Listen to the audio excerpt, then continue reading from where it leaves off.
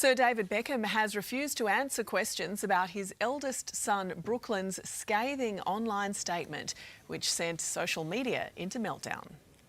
Lads, drop everything you're doing and go and look at Brooklyn Beckham's story there. Oh my God, the absolute scandal.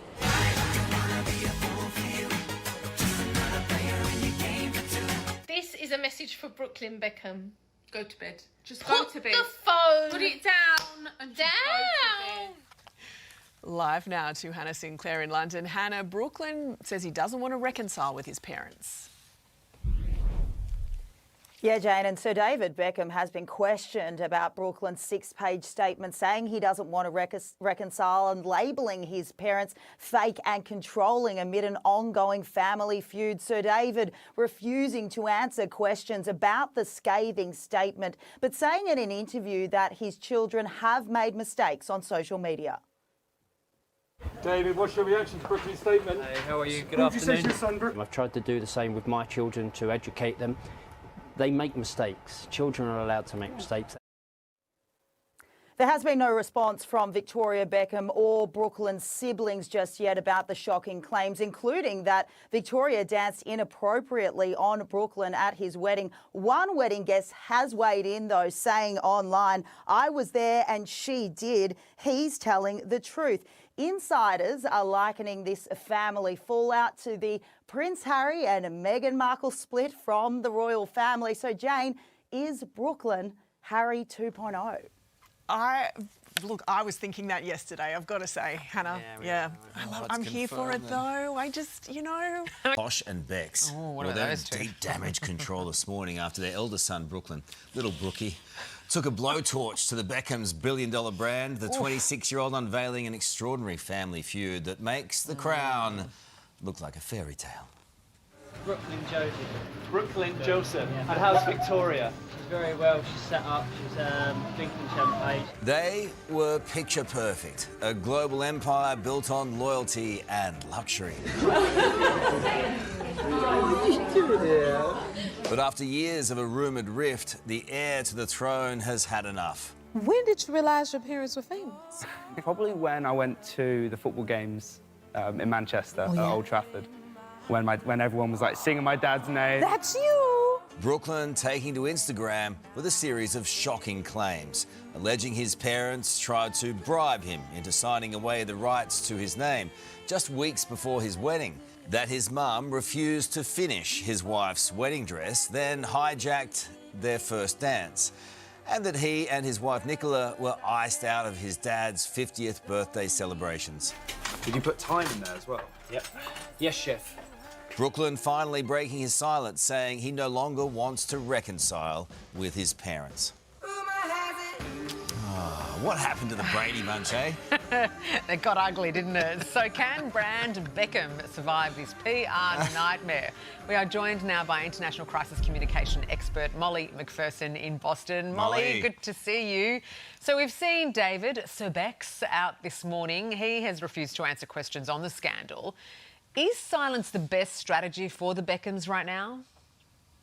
Well, he certainly didn't choose to answer directly, but indirectly, he was interviewed by CNBC, a U.S. network, where he discussed the dangers of social media and also about how kids can make mistakes. So as a crisis manager, I see that as a deflection and a very indirect statement about it. It felt very veiled. But you wouldn't imagine from a PR perspective they're going to come out directly. But will we start to see, the pictures of Victoria, crying and coming out of things? I mean, I'm not a cynic or anything like that, but is that what you'll see behind the wave? Yeah, certainly. I mean, Posh and Bex, they've been at this for a long time. They came up in the tabloid age before it was social media. So they know how to use and leverage the media. There is no doubt that there is, legal involved, and they have lawyers, but also crisis management. Clearly, we already see PR at play. It will behoove them not to go directly, not to try and correct line by line the accusations of her being the mother and mother-in-law from hell. But right now, they need to contain. It's all about containment. containing the brand, and we'll see if they can do it with the family. There have been comparisons made to the royal family, right, to Harry and Meghan, and sort of the royal family has this never complain, never explain mantra. The Beckhams don't have to do that, but it feels as though that is the play right now. There's so many similarities there, with the royal family, certainly.